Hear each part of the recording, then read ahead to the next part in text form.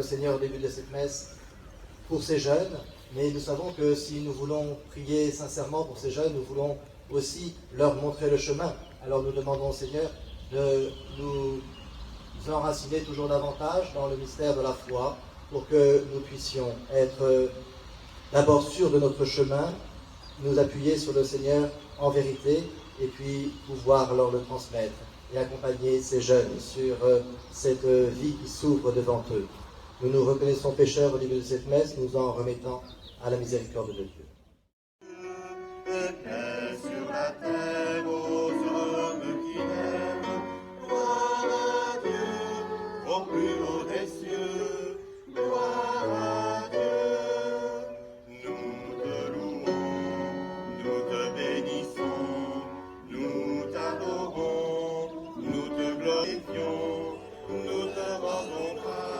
Alléluia, oh, Alléluia, Alléluia, Alléluia, oh, Alléluia.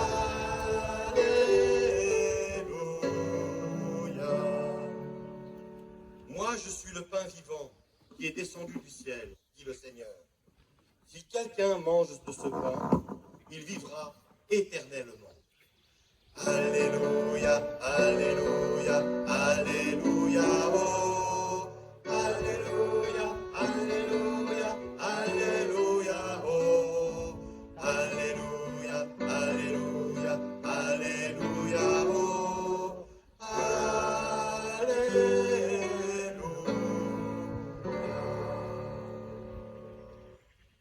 Le Seigneur soit avec vous. Et avec votre esprit. Évangile de Jésus-Christ selon saint Marc.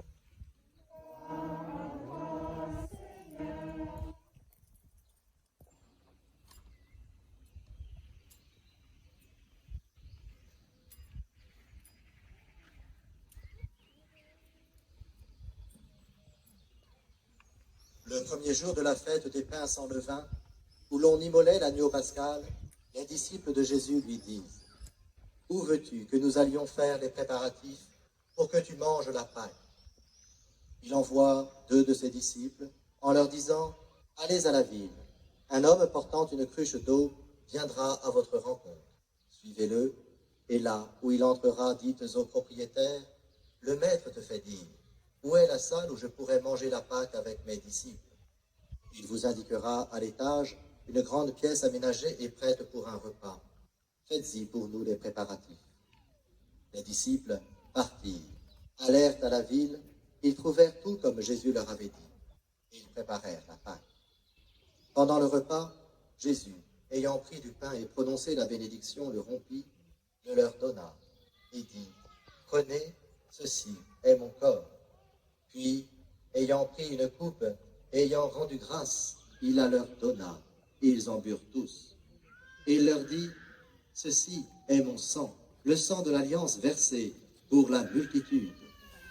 Amen, je vous le dis, je ne boirai plus du fruit de la vigne jusqu'au jour où je le boirai nouveau dans le royaume de Dieu. » Après avoir chanté les psaumes, ils partirent pour le mont des Oliviers. Acclamons la parole de Dieu. Louange à toi, Seigneur Jésus. Ensemble, nous allons dire avec ces jeunes la foi en Dieu Père, Fils et Saint-Esprit. Je crois en un seul Dieu, le Père Tout-Puissant, Créateur du ciel et de la terre, de l'univers visible et invisible. Je crois en un seul Seigneur Jésus-Christ, le Fils unique de Dieu, né du Père avant tous les siècles.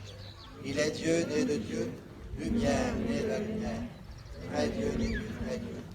Engendré, non pas créé, de même nature que le Père, et par lui tout a été fait. Pour nous les hommes, pour notre salut, il descendit du ciel. Par l'Esprit Saint, il a pris chair de la Vierge Marie et s'est fait homme. Crucifié pour nous sous Ponce Pilate, il souffrit sa passion et fut mis au tombeau. Il ressuscita le 3e jour, conformément aux Écritures, et il monta au ciel. Il est assis à la droite du Père. Il reviendra dans la gloire pour juger les vivants et les morts, et son règne n'aura pas de fin. Je crois En l'Esprit Saint, Tu es Seigneur et qui donne la vie. Il procède du Père et du Fils. Avec le Père et le Fils, il reçoit même adoration et même gloire. Il a parlé par les prophètes. Je crois en l'Église, une, sainte, catholique et apostolique. Je reconnais un seul baptême pour le pardon des péchés. J'attends la résurrection des morts et la vie du monde à venir. Amen. Pour que tous les hommes puissent mener sur terre une vie digne et fraternelle, nous faisons monter notre prière vers le Seigneur. Famille des baptisés, afin qu'elle soit fraternelle et accueillante pour tous les hommes, prions le Seigneur. Pour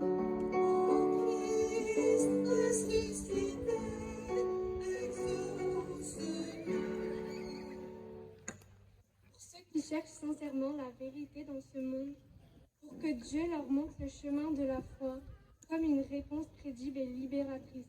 Prions le Seigneur. Ô Christ ressuscité, exauce-nous. Pour tous les pays du monde, afin qu'ils connaissent que la paix est un don de Dieu, pour toutes les victimes innocentes de la barbarie des hommes, prions le Seigneur. Ô Christ ressuscité, exauce-nous.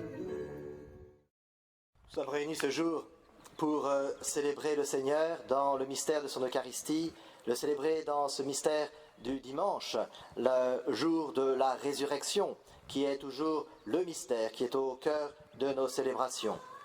Nous le faisons en accompagnant ces jeunes qui vont professer la foi.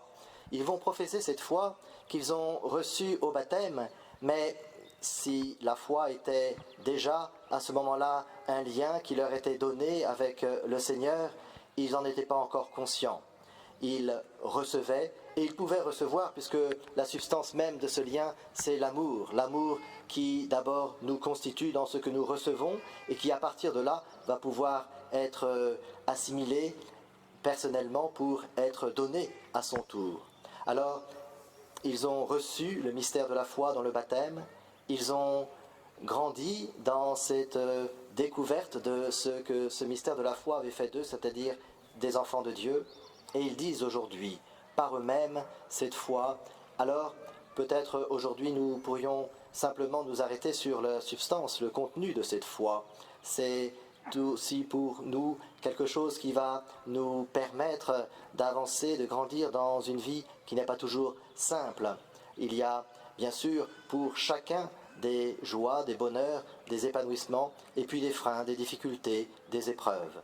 Le but de notre foi n'est pas de lisser tout cela, mais de nous donner la capacité d'aller au bout de nous-mêmes et d'y découvrir alors le chemin de bonheur pour lequel Dieu nous a créés, pour lequel il nous a aimés, pour lequel il est mort pour nous sur la croix. Alors, le contenu de cette foi, c'est d'abord ce lien bien sûr avec le Seigneur, mais comment est-ce que nous allons pouvoir l'exprimer ? Eh bien, nous avons les mots que la tradition, depuis 17 siècles, nous a transmises, ces mots du credo que nous répétons chaque dimanche, les mots de notre foi chrétienne. Mais nous avons à mieux comprendre, bien sûr, ces mots, la présence de Dieu comme Père, comme Fils, comme Esprit Saint, le rôle éminent et essentiel de l'Église qui nous transmet la présence de Dieu.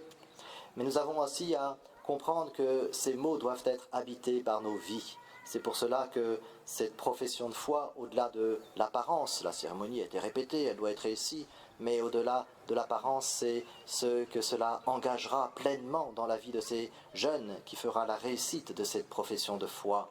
Alors, pour cela, eh bien, ils se sont préparés, ils ont réfléchi, ils ont professé déjà solennellement la foi il y a quelques jours, mais il y a encore du chemin devant eux, et ce chemin, il doit pouvoir se réaliser avec votre présence de parents, de parrains, marraines, de grands-parents, d'amis de la famille, de proches. Tous ces liens qui vous font être présents auprès de ces jeunes aujourd'hui veulent dire aussi la nécessité qu'ils ont de votre présence. C'est vrai dans tous les domaines de leur vie qui se découvre et qui va se placer, se positionner dans un chemin qui sera le leur, mais d'une manière particulière aussi dans ce chemin qui doit être marqué par la foi, parce que la foi, c'est ce qui finalement nous donnera l'aboutissement de ce chemin. Il ne sert pas à grand-chose de parcourir une vie si nous ne savons pas où nous allons, s'il n'y a pas d'aboutissement à ce parcours. Alors nous sommes dans cette célébration de la foi pour nous dire, se dire cet aboutissement de gloire et de bonheur que le Seigneur veut pour nous. La foi, c'est donc cette réponse à travers des mots, des habitudes, des valeurs, à travers toute une vie.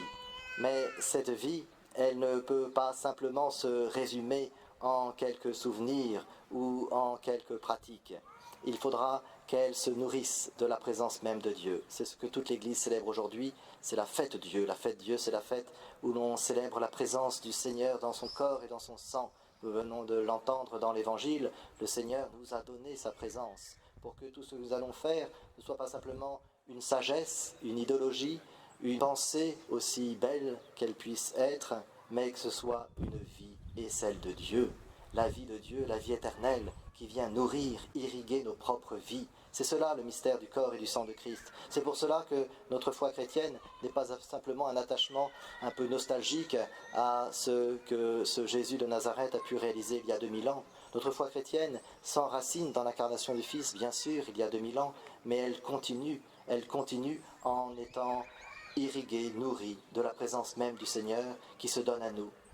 Deux de ces enfants vont faire aujourd'hui leur première communion, eh bien, ils se sont préparés aussi et ont compris que ce n'était pas simplement un symbole, mais une réalité de la présence de Dieu offerte dans son corps et son sang. Et si le Seigneur est présent parmi nous à chaque messe que nous célébrons, s'il le sera aujourd'hui à travers les mots du prêtre, ceci est mon corps, ceci est mon sang, alors notre foi ne peut pas être quelque chose d'accessoire, ne peut pas être quelque chose de superficiel. Si vraiment Dieu est présent avec nous et pour nous, alors tout change et notre vie doit s'engager avec sa présence. C'est ce que nous voulons demander au Seigneur pour nous-mêmes, pour ces jeunes.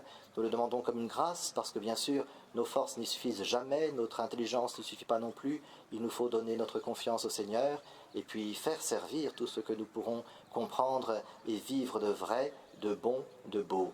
Que le Seigneur nous donne dans cette liturgie que nous voulons belle, d'aller au fond des choses et de vivre pleinement notre foi au nom du Père, du Fils et du Saint-Esprit, ainsi soit-il.